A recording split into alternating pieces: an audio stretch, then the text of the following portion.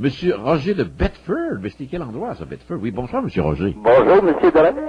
Ça va bien? C'est à peu près à 40 000 de Montréal, à peu près dans le milieu de Venise, Québec. Je sais pas si tu connais. Ah, ben, ça, c'est un beau On coin, est ça. pas loin de là.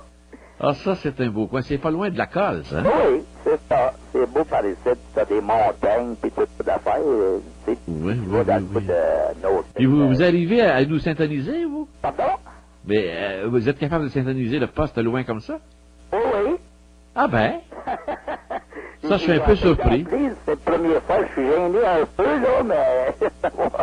Moi, c'est pour parler de... Moi, j'ai eu des épreuves dans la vie, puis j'en ai sorti. Je m'en ai sorti. À long terme, là, ça fait Oui. du travail, là. J'étais comme dépressif, pas n'est-ce ça? Mais je faisais des... comment tu appelles ça? Des crises d'angoisse, OK? Oui. Et puis... Donc, vous faisiez de l'anxiété. L'anxiété, oui. Puis la première fois que j'ai eu ça, là, moi, je savais pas qu'est-ce que c'était. Je me demandais, j'ai dit, c'est comme une... C'est une peur en dedans. Je pense que c'est ton cœur, tout ça, mais j'ai trouvé un médecin, puis il m'a envoyé un psychologue pour ça, OK? Et puis elle a parlé avec moi, mais moi, j'étais une personne, comment tu dis ça, j'ai incertitude dans moi, ou quelque chose de même, là. Manque de confiance, ou quoi? Manque de confiance, c'est ça. Et puis je me dévaluais au lieu de dire que je suis pas plus pire que les autres, là. Et puis elle me disait, ben, elle dit, après, elle t'a mis, Roger, et puis quand tu fais quelque chose, ben, la psychologue, elle disait, ben, tu fais quelque chose de...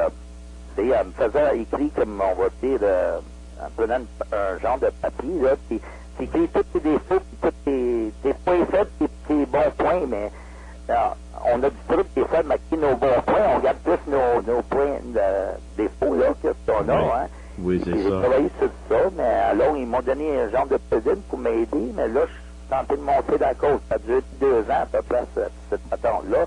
Mais en peu de temps, je travaillais en même temps, là, puis ça m'aidait à changer le moral. Et puis, je priais au bon Dieu aussi. Ça m'a donné un gros plus, ça. Oui. Puis ma femme m'a écouté. Aviez-vous de la difficulté, vous, à faire des choix? Oui, oui.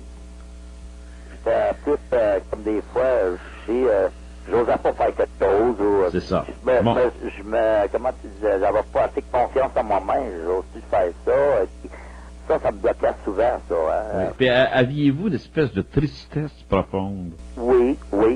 Ça aussi, des fois, je suis là comme un genre de, ils appellent ça down, là, un down, là. Oui, c'est ça, une tristesse. Et puis, à longue, ben là, je commence à monter la côte. Mais moi, j'étais comme la demoiselle avant qu'elle a appelé. Elle disait que des fois, quelqu'un me disait quelque chose. Vous, quel âge avez-vous, vous? 45 ans. Quel âge? 45. 45 ans. 45 ans. Puis est-ce que vous êtes célibataire, marié? Ou... Marié, puis j'ai 4 enfants. Puis comment ça va? Est-ce que ça va bien avec votre épouse, vos enfants? Oui.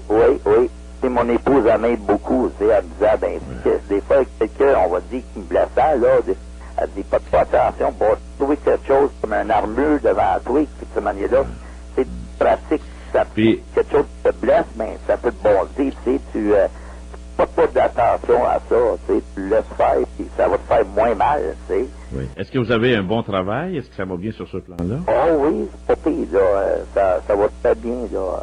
Même des fois, je pognais des crises d'angoisse à la shop, je savais pas ce que c'était, puis mon boss me prenait par le bras, et puis Roger, c'est correct, on va t'aider, là, puis ils m'ont aidé. Vous aviez un bon patron. Oh oui, très bon. Et puis, je l'apprécie aussi.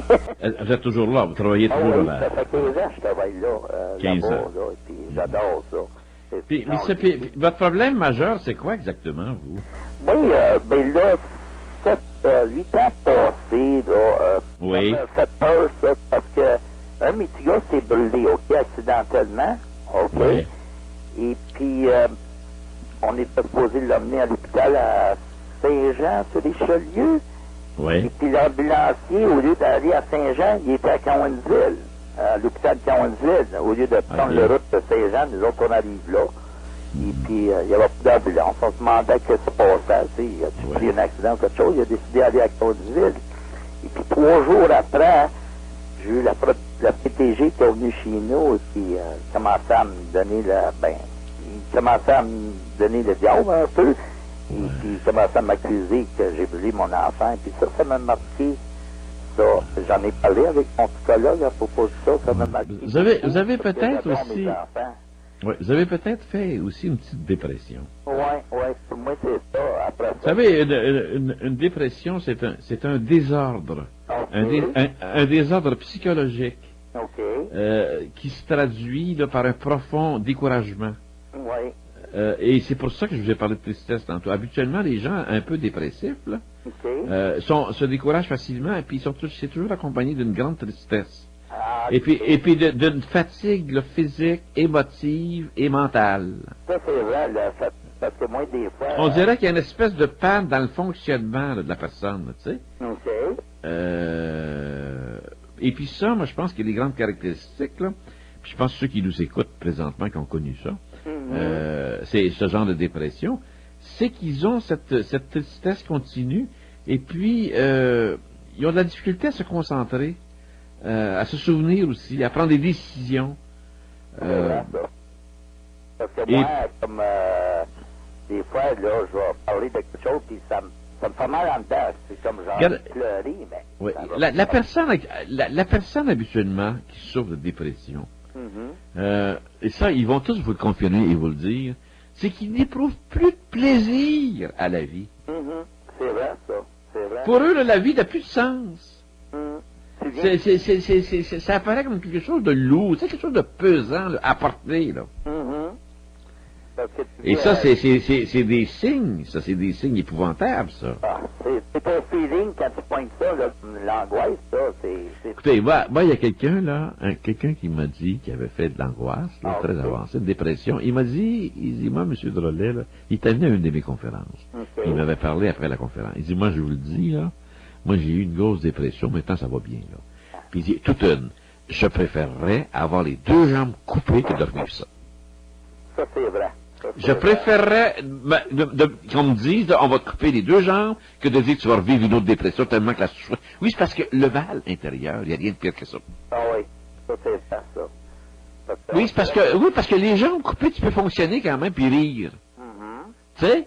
Mais tu peux pas, apparemment, quand tu as une souffrance intense à l'intérieur, une grave dépression, tu peux pas, la vie est insupportable. Ah oui, ça c'est Tu vrai. n'éprouves plus aucun plaisir. Tout devient trop lourd. C'est pour ça que moi je dis toujours à ce moment-là, il faut se faire suivre par un psychiatre. Ah oui, N'ayons pas peur, par un professionnel de la santé qui lui va faire l'évaluation, qui va bien vous diriger. Aujourd'hui, il y a tellement de bons médicaments pour les personnes malades mentalement. C'est vrai, ça allait beaucoup. Moi, depuis que je prends mes pilules d'anxiété, là, j'ai plus de crise d'angoisse, tu sais, ça, absolument. Ça stabilise qu'est-ce qui marche pas, là.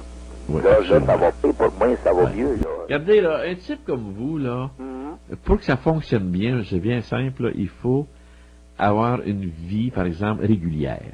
Ah oui. Une espèce de routine, mais une routine bien nourrie.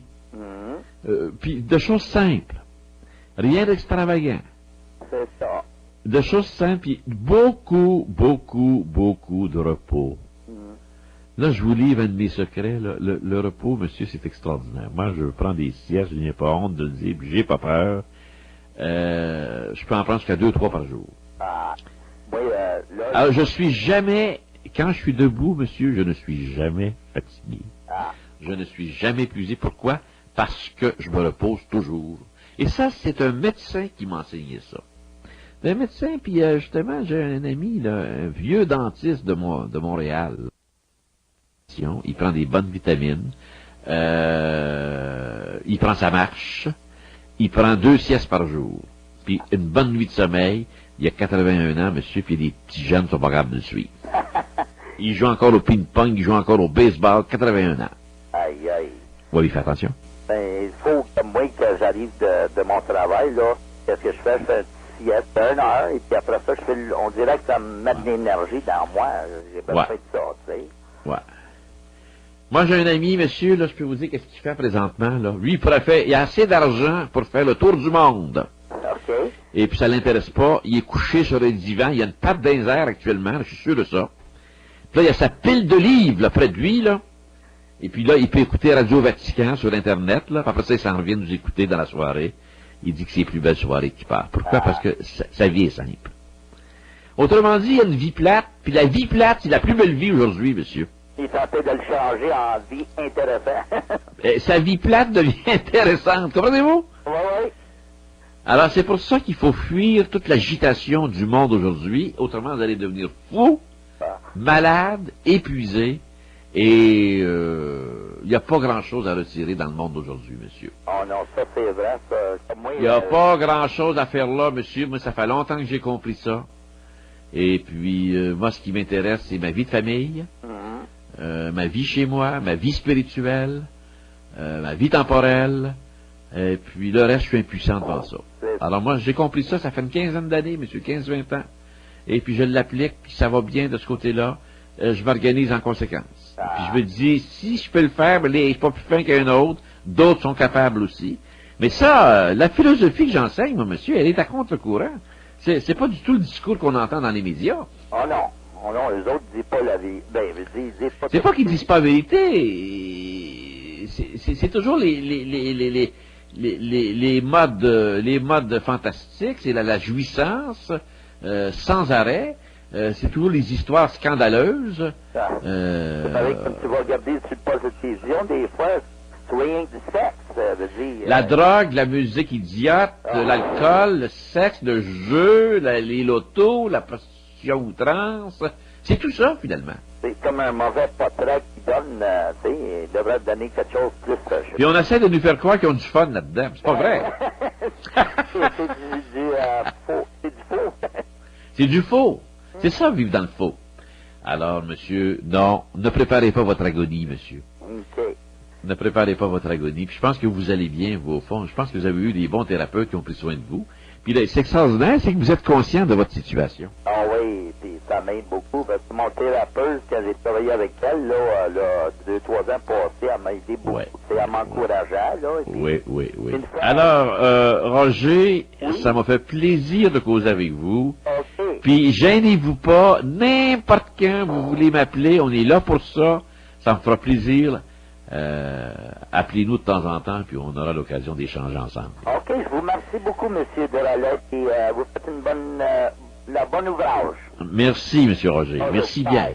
Voilà, bonsoir, M. Roger. Alors, j'ai... C'est un monsieur qui veut, ça. Oh, vraiment, oui. Ah, puis il en a fait de l'anxiété, hein, mais ça, il est capable de s'en sortir. Vous avez raison, le monde est faux aujourd'hui. Il est rempli de faux jetons. Ah, c'est effrayant. Ouais. C'est effrayant. Moi, je n'en reviens pas. Ouais. Mais encore une fois, quand on comprend tout ça, des fois, je déprime, mais ça ne dure pas. Bon. Ça reste pas. Je me dis après, écoute, on n'y peut rien. J'ai aimé ce que vous avez dit. Vous vous occupez de votre vie spirituelle et de votre vie temporelle. Et le reste, vous n'y pouvez rien. On n'y peut rien. Oui. Moi, je veux pas que ça soit le bague qui prépare mon agonie. Bon. Alors, je veux que ce soit moi-même.